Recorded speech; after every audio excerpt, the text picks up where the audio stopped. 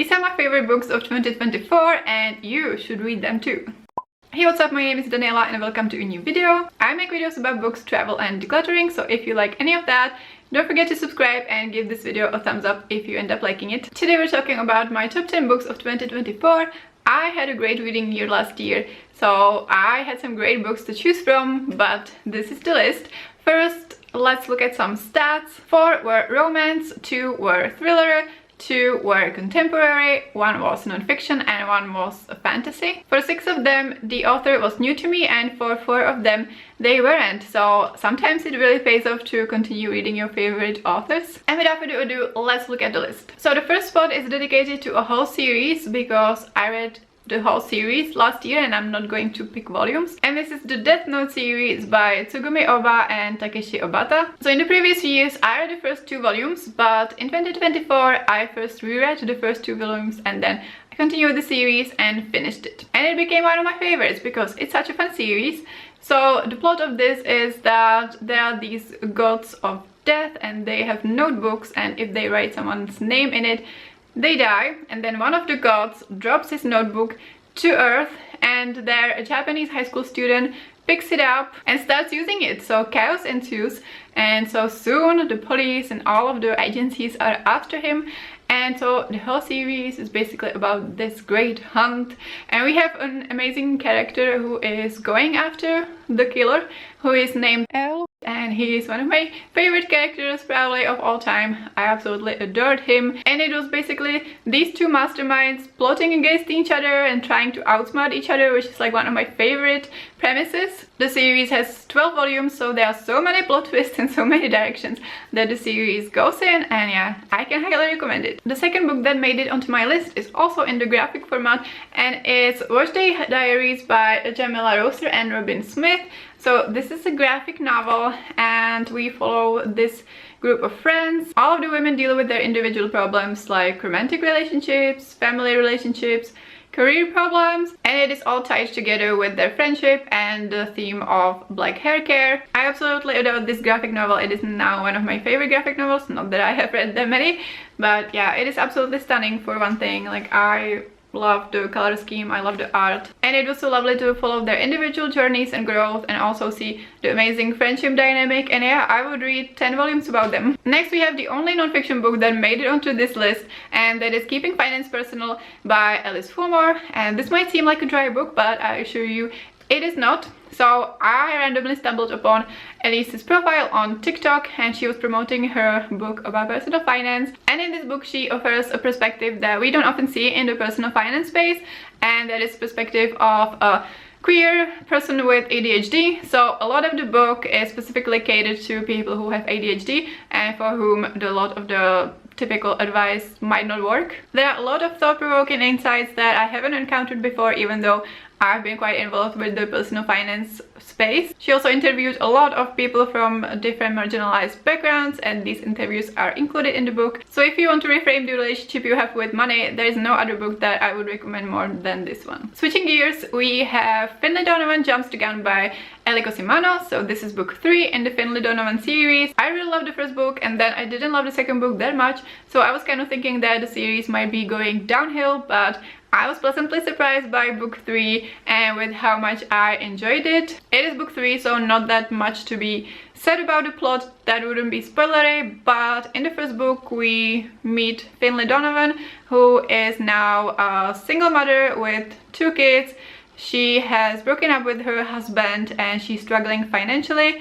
She's an author, and one day she's plotting her next thriller novel and she is overheard, and someone thinks that she is an assassin to hire. It can be said that each volume is kind of more of the same, just with a slightly different packaging, but in this one we got some fun setting with this police academy and some romantic development that was very exciting and that I was rooting for. With the previous volumes I read the ebooks, and this volume I listened to on audio, and it was just really working for me and I had a blast. Jumping into a different genre once again, we have A Demon's Guide to Wooing a Witch by Sarah Hawley. This is book 2 in one of my favorite romance series, which is the Glimmer Falls series. This series is set in a small town in a slightly magical world where most things work normally, but then we also have witches and demons, and other beings like that. In this volume we follow a witch named Claudia and a demon called Astaroth, and they are characters who appear in the first book as well. It is a continuation. I would advise to start from the beginning, but yeah, in each book we follow a different couple. And because of what happened in book 1, I was really nervous about this romance and I wasn't sure that it was going to work, but it worked so well and I was rooting for their romance so much. They both went through a lot of personal growth in this book. So Claudia had a really complicated relationship with her mom, so she was grappling with that, and Astaroth had to face the things he did in the past and he had to make a choice of what kind of person or demon he's going to be in the future. They were both such strong characters, but they had a lot of respect for each other and I just absolutely loved their dynamic. This series is fun, it's over the top, it's steamy, and I ate it up. Next up we have Astrid Parker Doesn't Fail by Ashley Herring Blake. So this is another book from one of my favorite romance series, and this is the Bridefall series. So in this volume we follow Astrid, who is under a strong influence of her mother, and she works as an interior designer but really starts questioning if she even wants to do this job. And then she meets Jordan, who is a carpenter. They dislike each other on the spot because Jordan accidentally spills coffee on Astrid's favorite dress, that kind of thing. But during the book, Astrid starts questioning if she's even straight. So there is so much self-discovery and growth in this book. They work on a project to transform this old inn that Jordan's family owns, and there are some flaws to be found in their relationship and dynamics. Like, it's not the perfect romance, but with this book I was very touched by Astrid's personal journey. It was just so amazing to watch her grow, because we met her in book 1 and she was so guarded and so evasive even with her best friends, and so it was actually so nice to get to know her very well in this book.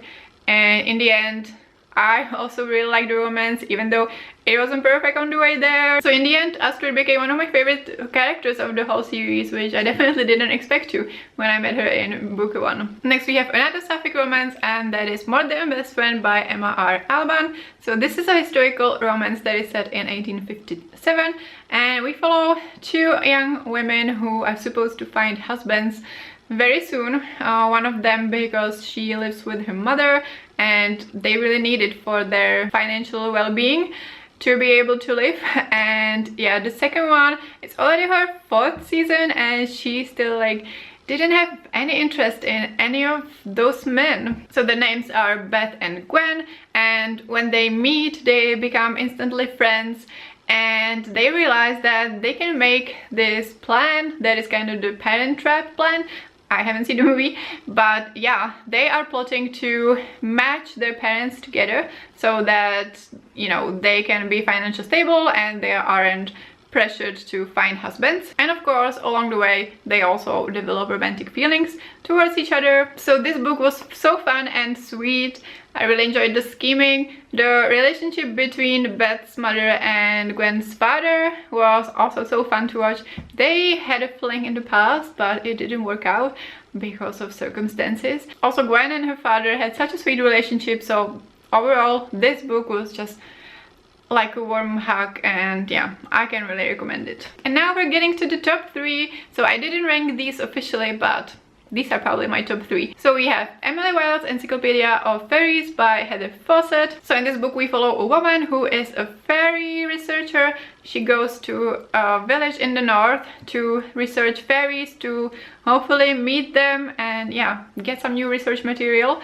And soon after she arrives, she finds out that her rival will also arrive to the same village, and they kind of have a hate to love dynamic, but they're basically good friends even though if they act as rivals. So a lot of this book, I would say, is actually quite slice of lifey. So we follow Emily settling into the village and meeting the villagers and going on the research trips, and yeah, then we also get some action, but I wouldn't say it's action-packed. For me, I really enjoyed following Emily's journey. It is not said on the page, but she is very strongly autistic coded, and I just really felt for her. I enjoyed following her point of view. I enjoyed her dynamics with Wendell and also with the villagers, and it was just a good time. Unofficial number 2 is The Husbands by Holly Gramezio. So this is a contemporary book with some speculative elements. In this book we follow Lauren, who comes home one day from a party and her husband is there, which is weird because she doesn't have a husband. And then she finds out that every time the man that is now her husband goes up to the attic and comes down, another husband comes down. So we are in this perpetual switching of husbands. So it just brings a lot of unexpected situations that she has to deal with, and obviously she eventually gets like really confused about like how soon should she like send the husbands back, which one should she choose, like how is she going to resolve this situation, you know? The situations with the husbands range from funny to dangerous, and Lauren deals with all of this with slightly like sarcastic, cynical point of view, and it was such a ride. I loved it so much. This is a concept that I love in books, and sometimes I'm disappointed when it kind of gets too soapy or preachy. So this was such a refreshing take on this concept and I absolutely loved it. And then my number 1 is, drumroll, You Made a Fool of Death with Your Beauty by Ekweki Emezi. This is a book that is hard to describe and hard to talk about because it was such a unique and intense experience for me, but we follow this woman called Faye, and she's kind of ready to start dating again after grieving the death of the love of her life, and she has some flings. Then she meets this man and he invites her to his family house, and basically she gets involved with someone that she shouldn't have, not like in a problematic way, but it's just the circumstances aren't ideal, to say the least. I didn't know where this was going, so I don't really want to say outright, but when it hit, I was like, yes, I'm here for the ride. This is my favorite romance between a man and a woman, which is saying a lot. It was messy at the beginning, but I also adored it. Another thing that has to be said is that the writing was absolutely exquisite. Amazing writing. I just want to read everything that they write. I was so impressed. It's always the hardest for me to talk coherently about the books I loved the most, but yeah, I'm so glad I picked it up, and if you enjoy romance, I think you should give it a chance too. So these are all my favorite books of 2024. Let me know if you have read any of these and what you thought, or tell me what your favorite book was of last year, or if you don't know what to say, leave me the 100 points emoji. Like this video if you enjoyed it, and subscribe to my channel if you want to see more. Thank you so much for watching, and I will see you next time. Bye!